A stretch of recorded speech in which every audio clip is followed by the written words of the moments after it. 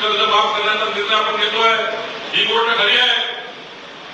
की धनदांडगे शेतकरी ज्यांच्या शेतामध्ये बंगला गाडी घोडा फार्म हाऊस आहे मोठे मोठे घर आहेत त्यांचं पीक कर्ज माफ आपण करणार नाही पण जो गरीब माणूस 40-40 वर्ष शेतामध्ये राबडा मेहनत करतो आहे त्या राबडा मेहनत करणाऱ्या शेतकऱ्यांचं व्याजावर व्याज सरळ व्याज होत चाललाय शेतकरी आत्महत्येचा विचार करतोय